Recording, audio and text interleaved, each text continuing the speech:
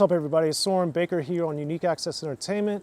As always, please hit that subscribe button. It's right down there and it's free. That enables us to keep coming to y'all as often as possible with as many interviews as possible.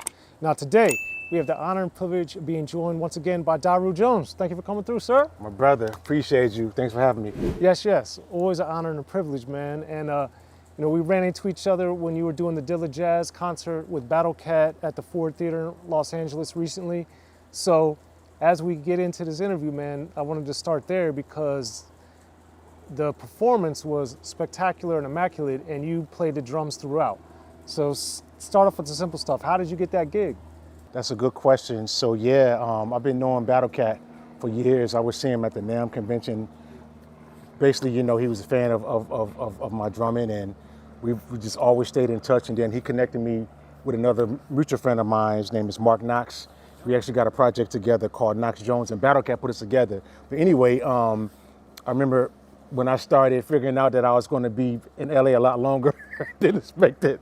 I let them know that I was around, and when I heard about the event, I can't remember exactly how it happened, but it might have been like the flyer, or maybe it might have been Ozzy from Futurology, one of those things. But you know what it was?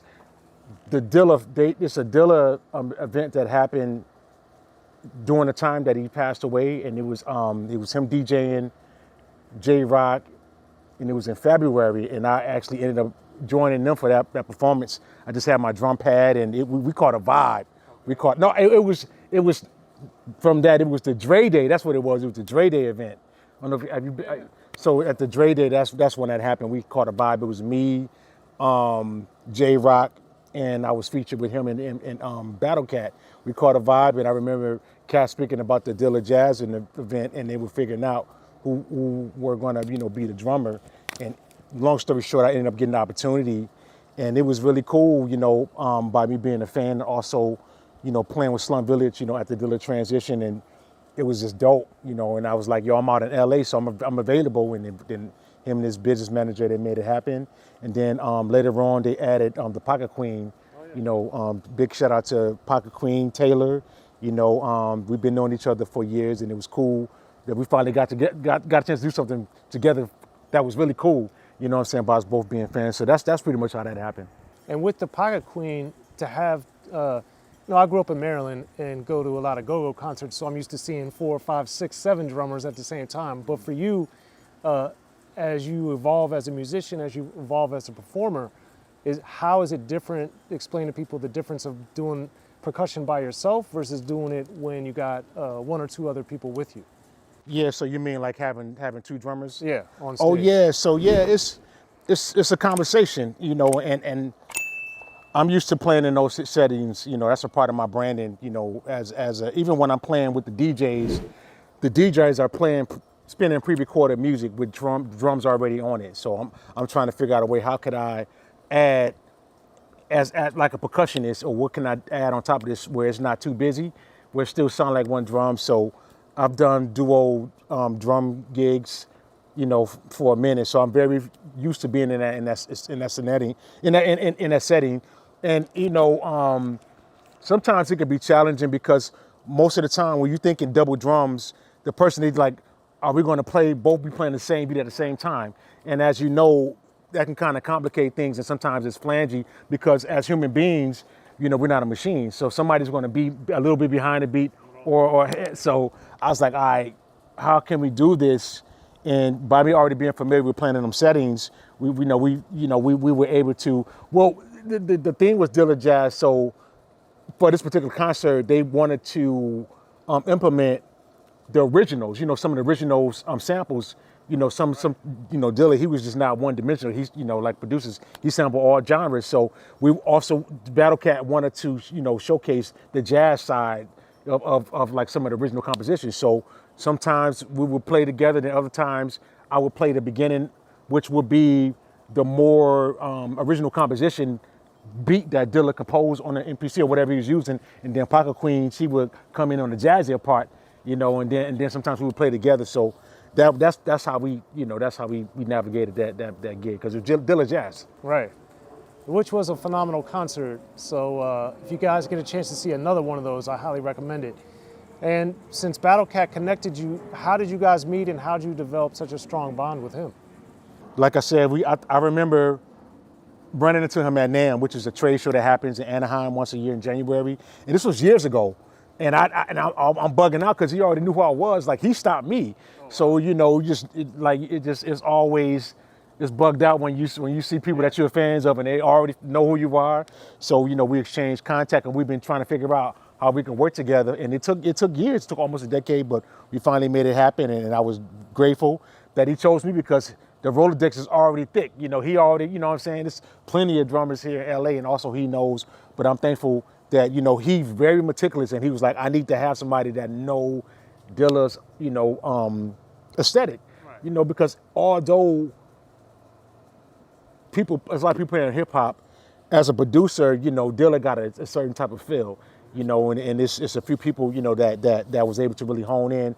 You know, shout out to Kareem Riggins, you know, and Questlove and others, you know, out there. But he definitely felt like I was going to be able to have the integrity of Dilla's swag, okay, with the stutter, you know, the drunken, you know. So it worked out, and I was grateful to be a part of that show. And we just built a bond. Like I said, he connected me with Mark Knox, an amazing vocalist.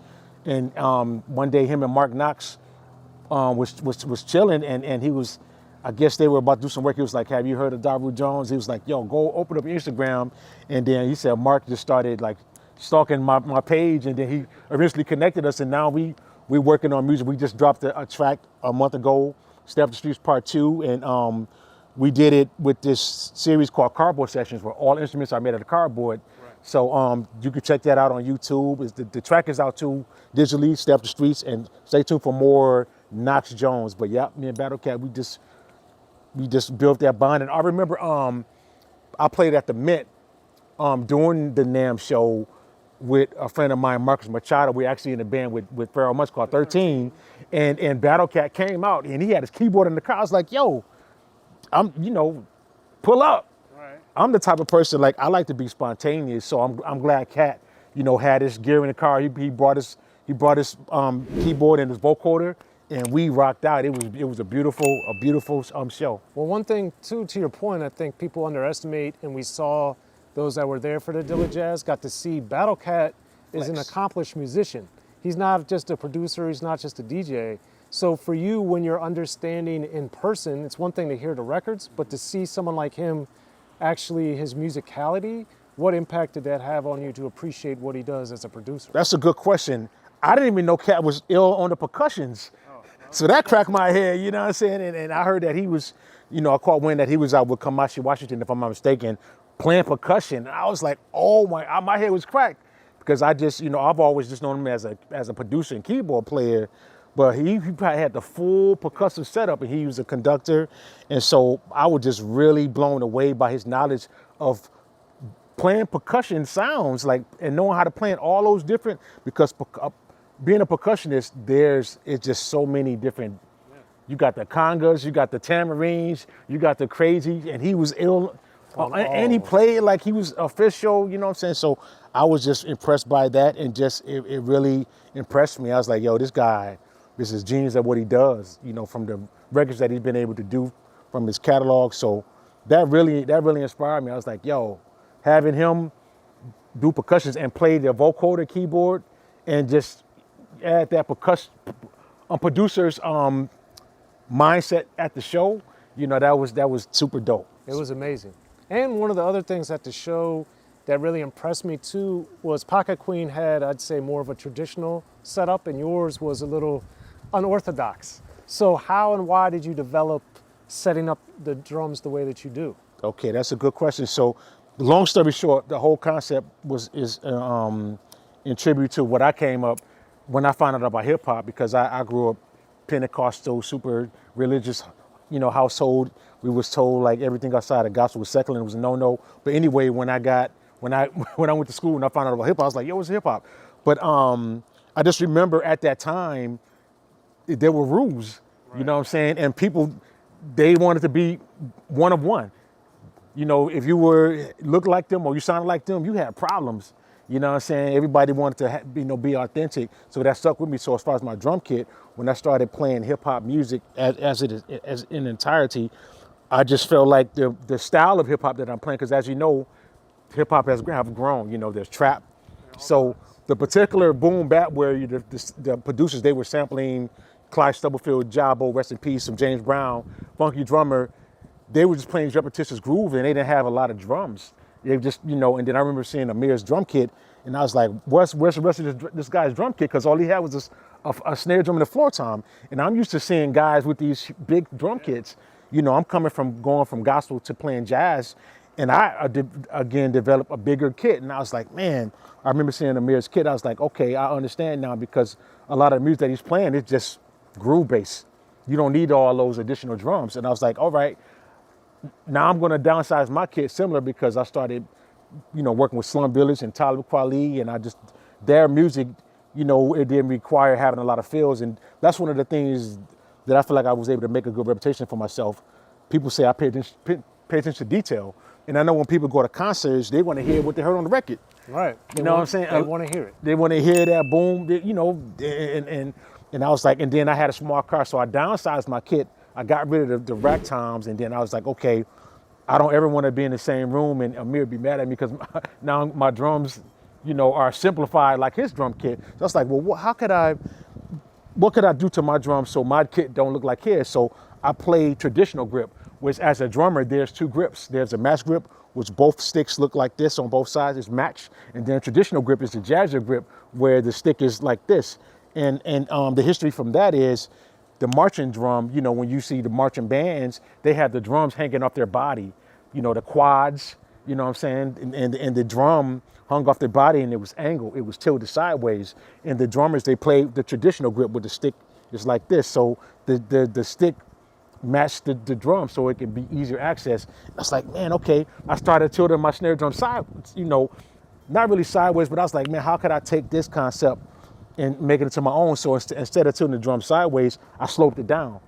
You know what I'm saying? So then eventually I was like, man, what happened if I do the rest of the drum kit? So long story short, it was all for looks. I just didn't want my kit to look like nobody else's and have no problems, you know, with the hip hop rules that were, you know, embedded at the time. So I just kept adding on to my drums, and eventually I wanted my drum kit to look like a car, like a Porsche, you know, like a dope piece of furniture. And it was the same concept like Michael Jackson, you know, wearing the jacket with the zippers and the gloves. Oh yeah.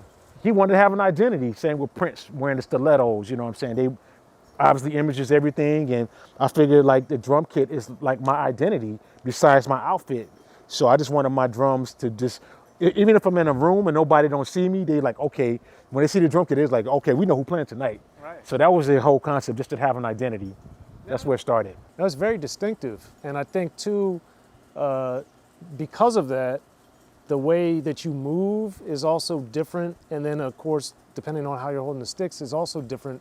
So do you find for yourself, now that you've rejigged how you have it set up, that you play differently, or how does that affect you? That's a good question. So now, you know, I have to be more intentional when I do those fills, because as you know, they're not easy to reach. Right. And you know, if you fumble, the whole world's gonna see you, because we got these daggone cameras where everybody's recording everything. So now it just make me like, say what you mean what you say.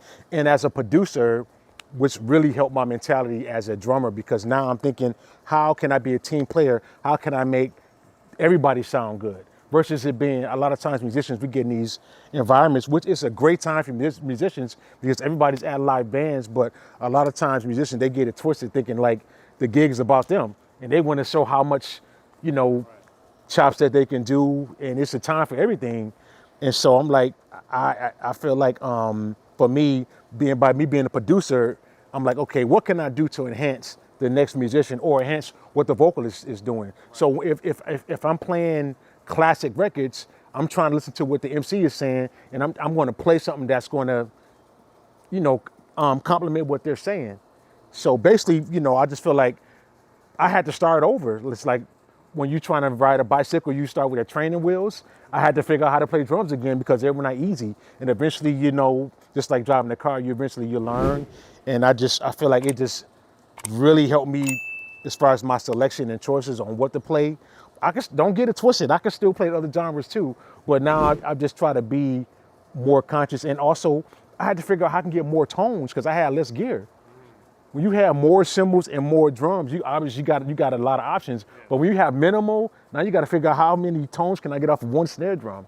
So there's the rim shot, and then if you hit the drum at the edge, it's just different sounds you can get. So it really helped me be creative, and it helped me develop my sound.